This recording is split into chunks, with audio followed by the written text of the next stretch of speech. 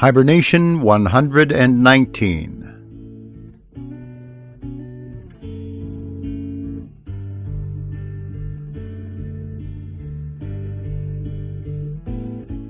Grizzly's Growls presents Stories from the Hiber-Nation.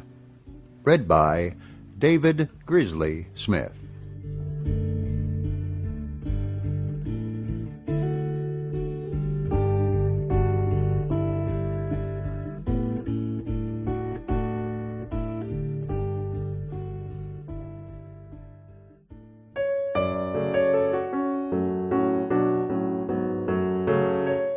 John Stuart Mill, On Liberty.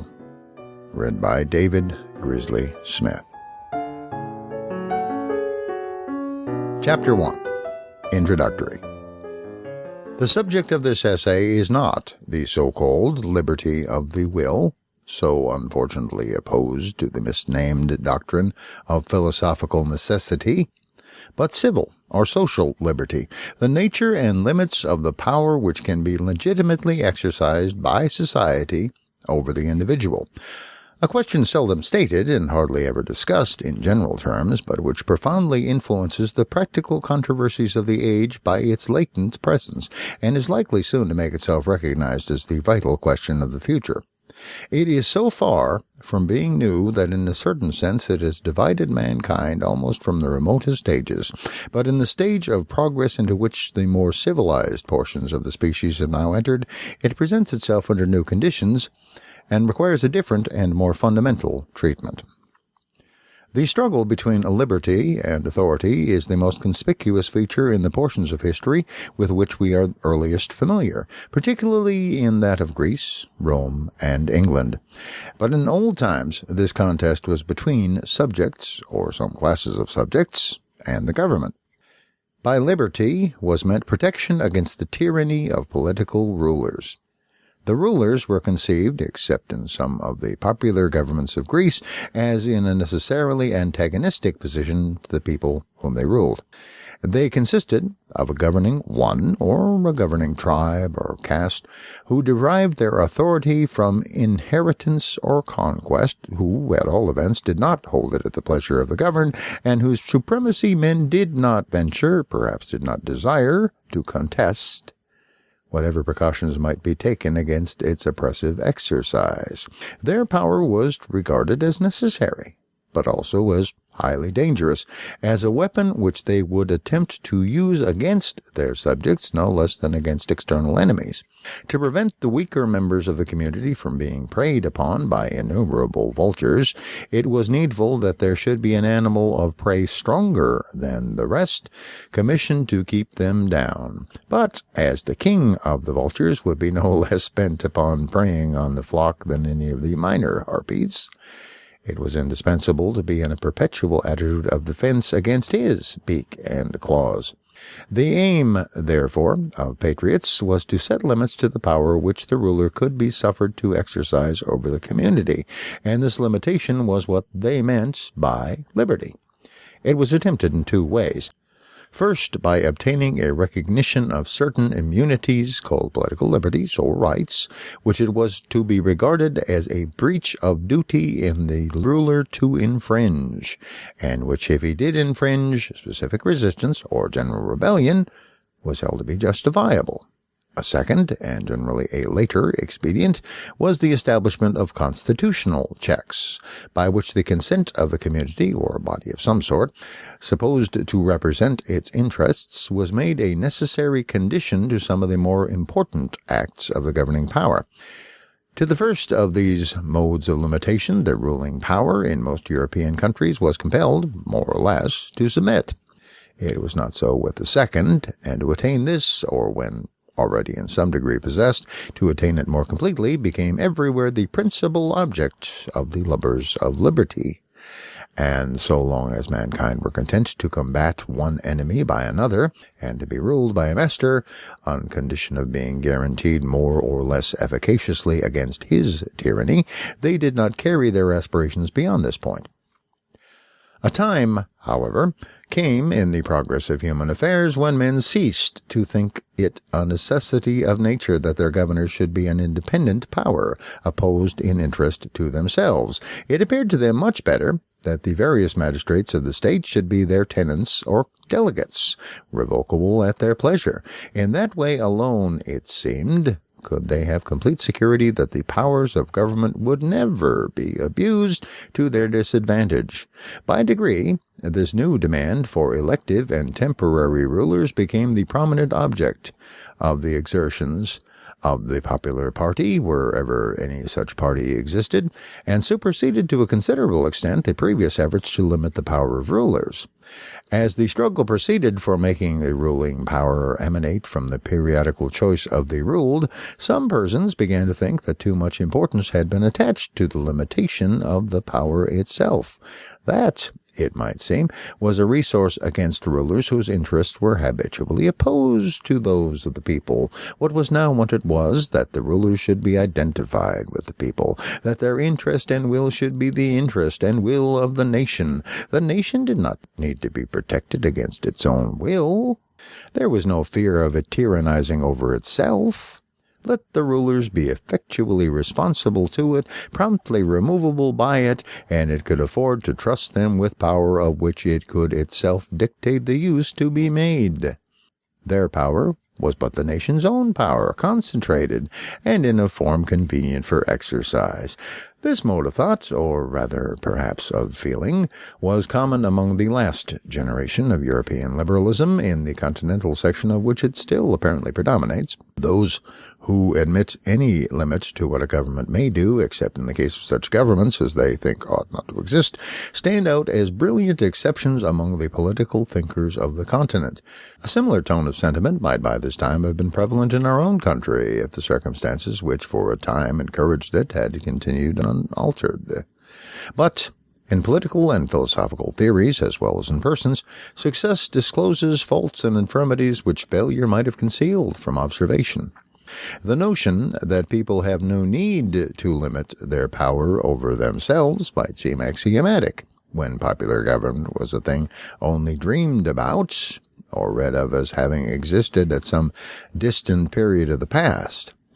Neither was that notion necessarily disturbed by such temporary aberrations as those of the French Revolution, the worst of which were the work of a usurping few, and which in any case belonged not to the permanent working of popular institutions, but to a sudden and convulsive outbreak against monarchical and aristocratic despotism. In time, however, a democratic republic came to occupy a large portion of the earth's surface, and made itself felt as one of the most powerful members of the community of nations, and elective and responsible government became subject to the observations and criticisms which weighed upon a great existing fact. It was now perceived that such phrases as self-government and the power of the people over themselves do not express the true state of the case. The people who exercise the power are not always the same people with those over whom it is exercised, and the self-government spoken of is not the government of each by himself, but of each by all the rest. The will of the people, moreover, practically means the will of the most numerous or most active part of the people, the majority, or those who succeed in making themselves accepted as the majority.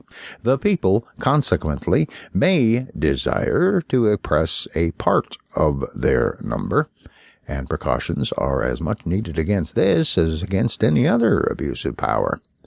The limitation, therefore, of the power of government over individuals loses none of its importance when the holders of power are regularly accountable to the community, that is, to the strongest party therein. This view of things, recommending itself equally to the intelligence of thinkers and to the inclination of those important classes in European society to whose real or supposed interests democracy is adverse, has had no difficulty in establishing itself. And in political speculations, the tyranny of the majority is now generally included among the evils against which society requires to be on its guard. Like other tyrannies, the tyranny of the majority was at first, and is still, vulgarly, held in dread, chiefly as operating through the acts of public authorities. But reflecting persons have perceived that when society is itself the tyrant, society collectively over the separate individuals who compose it, its means of tyrannizing are not restricted to the acts which it may do by the hands of its political functionaries. Society can and does execute its own mandates, and if it issues wrong mandates instead of right, or any mandates at all in things which it ought not to meddle, it practices a social tyranny more formidable than many kinds of political oppression, since, though not usually upheld by such extreme penalties, it leaves fewer means of escape, penetrating much more deeply into the details of life, and enslaving the soul itself. Protection, therefore, against the tyranny of the magistrate is not enough. There needs protection also against the tyranny of the prevailing opinion and feeling, against the tendency of society to impose, by other means than civil penalties, its own ideas and practices as rules of conduct on those who dissent from them, to fetter the development and, if possible, prevent the formation of any individuality not in harmony with its ways, and compel all characters to fashion themselves upon the model of its own. There is a limit to the legitimate interference of collective opinion with individual independence, and to find that limit, and maintain it against encroachment, is as indispensable to a good condition of human affairs as protection against political despotism. But though this proposition is not likely to be contested in general terms, the practical question, where to place the limit, how to make the fitting adjustment between individual independence and social control, is a subject on which nearly everything remains to be done.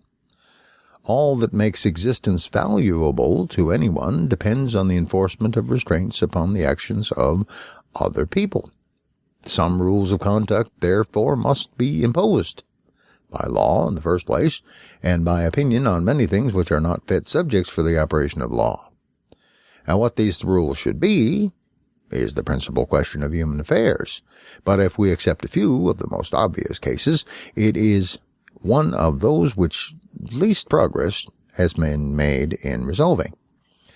No two ages, scarcely any two countries have decided it alike, and the decision of one age or country is a wonder to another. Yet the people of any given age and country no more suspect any difficulty in it than if it were a subject on which mankind had always been agreed. The rules which obtain among themselves appear to them self-evident and self-justifying. This all but universal illusion is one of the examples of the magical influence of custom, which is not only, as the proverb says, a second nature, but is continually mistaken for the first. The effect of custom, in preventing any misgiving respecting the rules of conduct which mankind impose on one another, is all the more complete because the subject is one on which it is not generally considered necessary that reasons should be given, either by one person to others or by each to himself. People are accustomed to believe, and have been encouraged in the belief, by some who aspire to the character of philosophers, that their feelings on subjects of this nature are better than reasons, and render reasons unnecessary. The practical principle which guides them to their opinions on the regulation of human conduct is the feeling in each person's mind that everybody should be required to act as he and those with whom he sympathizes would like them to act. No one, indeed, acknowledges to himself that his standard of judgment is his own liking, but an opinion on a point of conduct not supported by reasons can only count as one person's preference, and if the reasons, when given, are a mere appeal to a similar preference felt by other people, it is still only many people's liking instead of one. To an ordinary man, however, his own preference, thus supported, is not only a perfectly satisfactory reason, but the only one he generally has for any of his notions of morality, taste, or propriety, which are not expressly written in his religious creed, and his chief guide in the interpretation even of that. Men's opinions, accordingly, on what is laudable or blamable, are affected by all the multifarious causes which influence their wishes in regard to the conduct of others, and which are as numerous as those which determine their wishes on any other subject. Sometimes their reason, at other times their prejudices or superstitions, often their social affectations, not seldom their antisocial ones, their envy or jealousy, their arrogance or contemptuousness, but most commonly their desires or fears for themselves, their legitimate or illegitimate self-interest.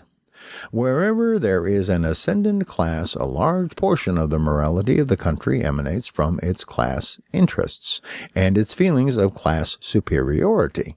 The morality between the Spartans and the Helots, between planters and Negroes, between princes and subjects, between nobles and roturiers, between men and women, has been, for the most part, the creation of those class interests and feelings, and the sentiments thus generated react in turn upon the moral feelings of the members of the ascendant class in their relations among themselves, where, on the other hand, a class formerly ascendant has lost its ascendancy, or where its ascendancy is unpopular, the prevailing moral sentiments frequently bear the impress of an impatient dislike of superiority. Another grand determining principle of the rules of conduct, both in act and forbearance, which have been enforced by law or opinion, has been the servility of mankind towards the supposed preferences or aversions of their temporal masters or of their gods. This servility, though essentially selfish, is not hypocrisy. It gives rise to perfectly genuine sentiments of abhorrence. It made men burn magicians and heretics. Among so many baser influences, the general and obvious interests of society have, of course, had a share, and a large one, in the direction of the moral sentiments, less, however, as a matter of reason, and on their own account, than as a consequence of the sympathies and antipathies which grew out of them, and sympathies and antipathies which had little or nothing to do with the interests of society have made themselves felt in the establishment of moralities with quite as great force.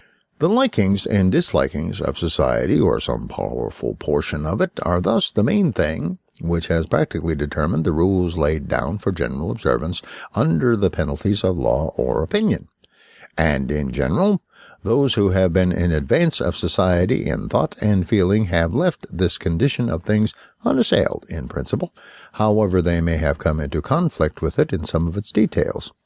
They have occupied themselves rather in inquiring what things society ought to like or dislike than in questioning whether its likings or dislikings should be a law to individuals.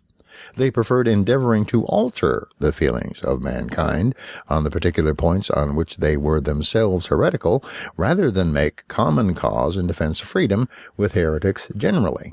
And the only case in which the higher ground has been taken on principle and maintained with consistency by any but an individual here and there is that of religious belief. A case instructive in many ways, and not least so as forming a most striking instance of the fallibility of what is called the moral sense. For the odium theologicum in a sincere bigot is one of the most unequivocal cases of moral feeling.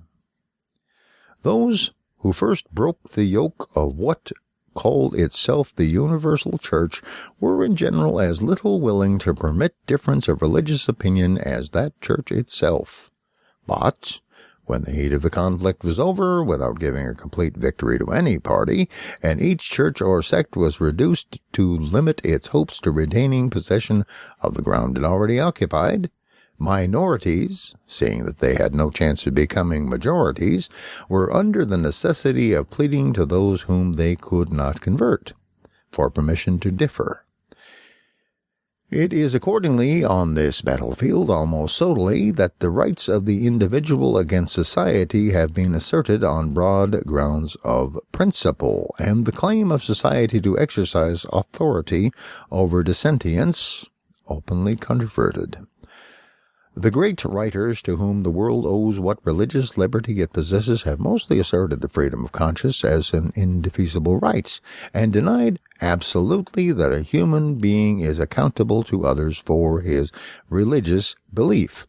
Yet, So natural to mankind is intolerance in whatever they really care about, that religious freedom has hardly anywhere been practically realized, except where religious indifference, which dislikes to have its peace disturbed by theological quarrels, has added its weight to the scale.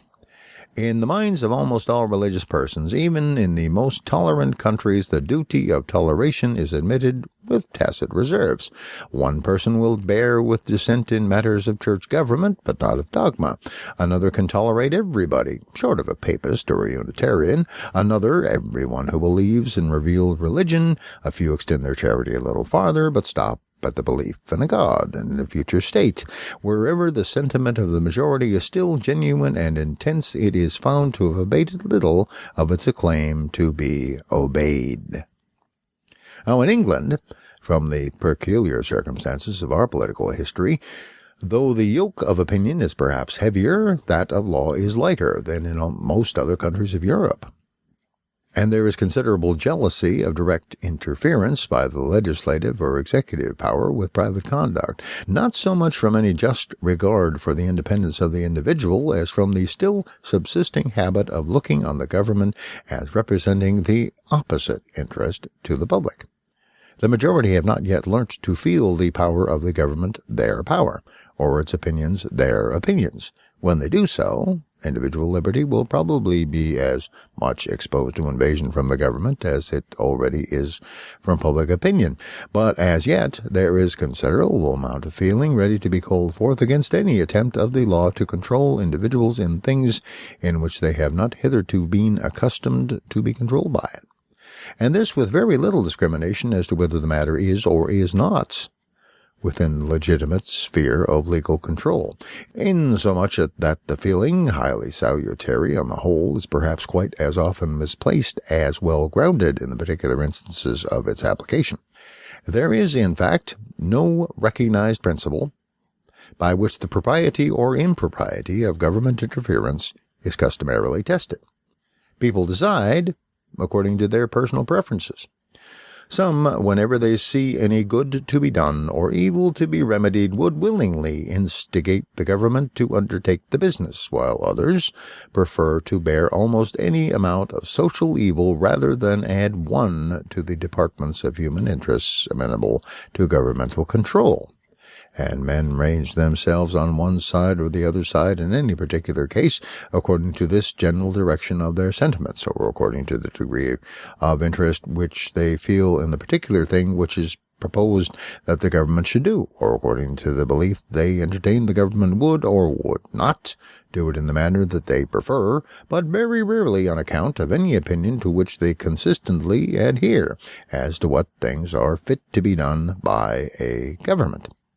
And it seems to me that in consequence of this absence of rule or principle, one side is at present as often wrong as the other. The interference of government is, with about equal frequency, improperly invoked and improperly condemned. The object of this essay is to assert one very simple principle as entitled to govern absolutely the dealings of society with the individual in the way of compulsion and control, whether the means used be physical force in the form of legal penalties or moral coercion of public opinion. That principle is that the sole end for which mankind are warranted individually or collectively in interfering with the liberty of action of any of their number is self-protection, that the only purpose for which power can rightfully be exercised over any member of a civilized community against his will is to prevent harm to others.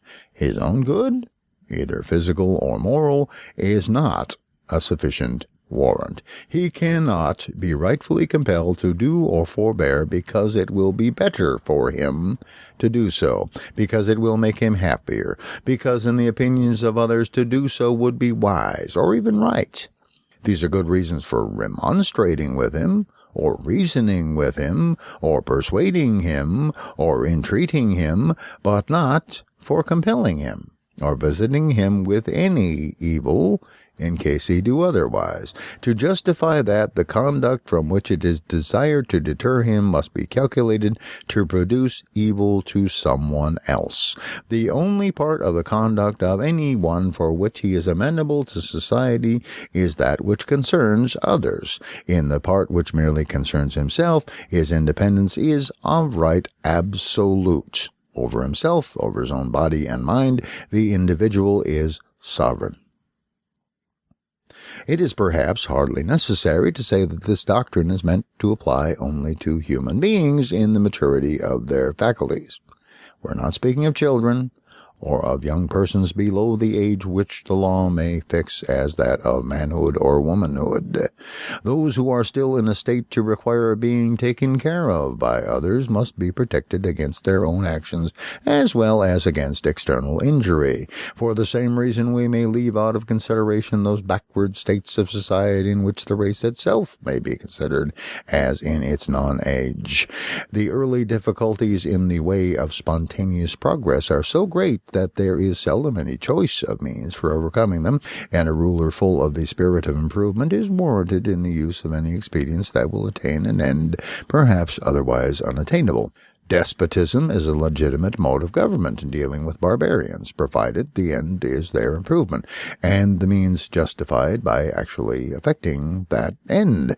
Liberty as a principle has no application to any state of things anterior to the time when mankind have become capable of being improved by free and equal discussion. Until then, there is nothing for them but implicit obedience to an Akbar or a Charlemagne, if they are so fortunate as to find one. But as soon as mankind have attained the capacity of being guided to their own improvement by conviction or persuasion, a period long since reached in all nations with whom we need here concern ourselves, compulsion, either in the direct form or in that of pains and penalties for non-compliance, is no longer admissible as a means to their own good, and justifiable only for the security of others. It is proper to state that I forego any advantage which could be derived to my argument from the idea of abstract right, as a thing independent of utility. I regard utility as the ultimate appeal on all ethical questions, but it must be utility in the largest sense, grounded on the permanent interests of man as a progressive being. Those interests, I contend, authorize the subjection of individual spontaneity to external control only in respect to those actions of each which concern the interest of other people. If anyone does an act hurtful to others, there is a prima facie case for punishing him by law, or where legal penalties are not safely applicable, by general disapprobation. There are also many positive acts for the benefit of others which he may rightfully be compelled to perform, such as to give evidence in a court of justice, to bear his fair share in the common defense, or in any other joint work necessary to the interest of the society of which he enjoys the protection, and to perform certain acts of individual beneficence, such as saving a fellow creature's life, or interposing to protect the defenseless against ill usage, things which, whenever it is obviously a man's duty to do, he may rightfully be made responsible to society for not doing. A person may cause evil to others not only by his actions but by his inaction, and in either case he is justly accountable to them for the injury. Now, the latter case, it is true, requires a much more cautious exercise of compulsion than the former.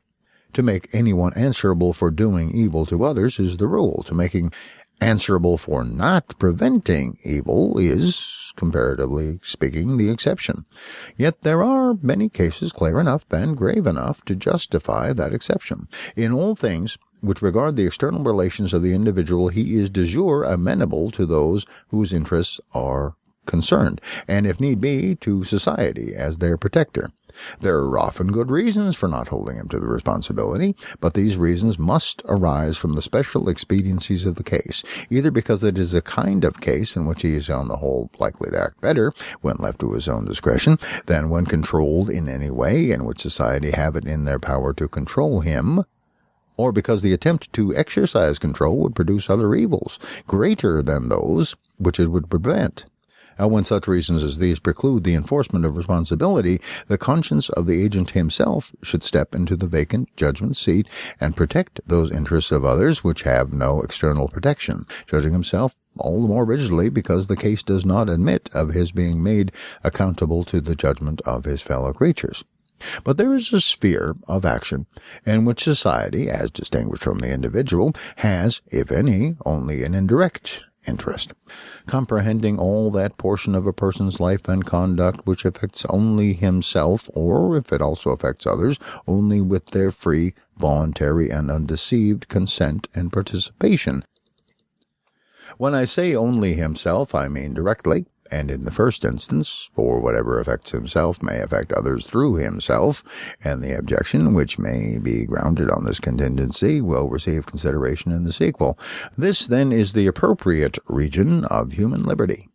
It comprises, first, the inward domain of consciousness, demanding liberty of conscience in the most comprehensive sense, liberty of thought and feeling, absolute freedom of opinion and sentiment on all subjects, practical or speculative, scientific, moral, or theological. The liberty of expressing and publishing opinions may seem to fall under a different principle, since it belongs to that part of the conduct of an individual which concerns other people, but being almost of as much importance as the liberty of thought itself, and resting in great part on the same reasons, it is practically inseparable from it. Secondly, the principle requires liberty of tastes and pursuits, of framing the plan of our life to suit our own character, of doing as we like, subject to such consequences as may follow, without impediment from our fellow creatures, so long as what we do does not harm them, even though they should think our conduct foolish, perverse, or wrong. Thirdly, from this liberty of each individual follows the liberty within the same limits of combination among individuals, freedom to unite for any purpose not involving harm to others, the persons combining being supposed to be of full age and not forced or deceived.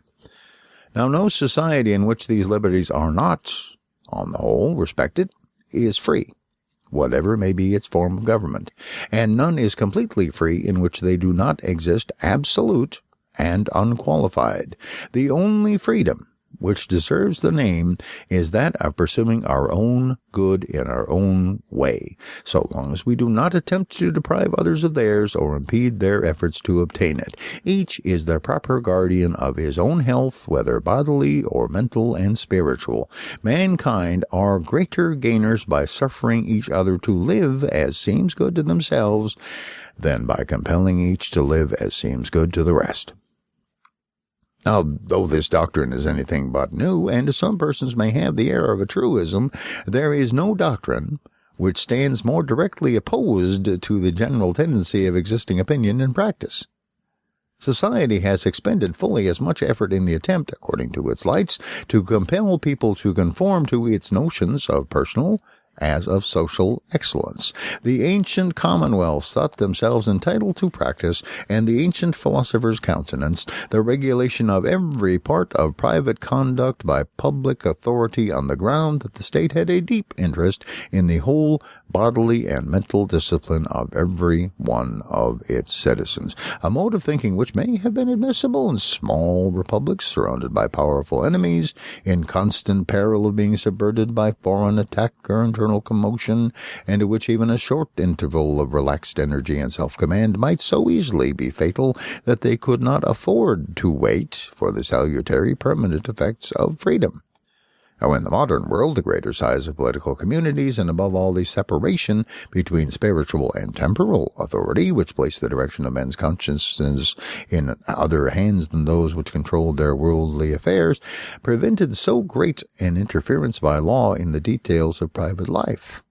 But the engines of moral repression have been wielded more strenuously against divergence from the reigning opinion in self-regarding than even in social matters. The religion, the most powerful of the elements which have entered into the formation of moral feeling, having almost always been governed either by the ambition of a hierarchy, seeking control over every department of human conduct, or by the spirit of Puritanism.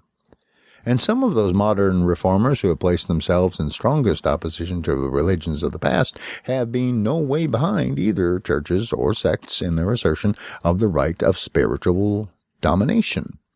M. Comte, in particular, whose social system, as unfolded in his Traité de politique positive, aims at establishing, though by moral more than by legal appliances, a despotism of society over the individual surpassing anything contemplated in the political ideal of the most rigid disciplinarian among the ancient philosophers. Now, apart from the peculiar tenets of the individual thinkers, there is also in the world at large an increasing inclination to stretch unduly the powers of society over the individual, both by the force of opinion and even by that of legislation.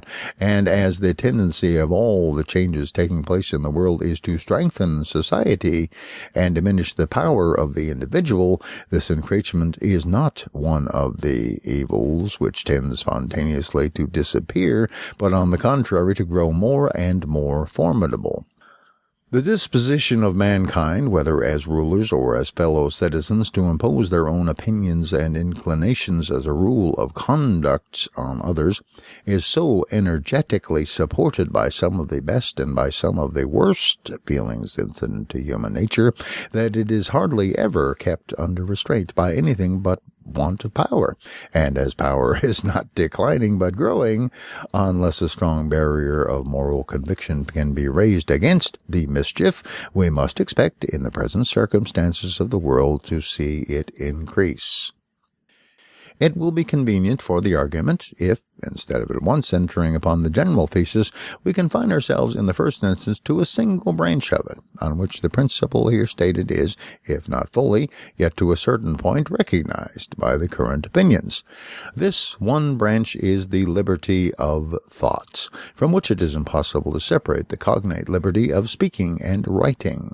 Now, although these liberties, to some considerable amount, form part of the political morality of all countries which profess religious toleration and free institutions, the grounds, both philosophical and practical, on which they rest are perhaps not so familiar to the general mind, nor so thoroughly appreciated by many even of the leaders of opinion as might have been expected.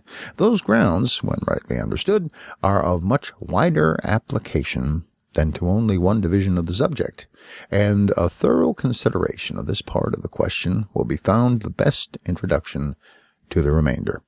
Those to whom nothing which I am about to say will be new may therefore, I hope, excuse me, if on a subject which for now 3 centuries has been so often discussed, I venture one discussion more.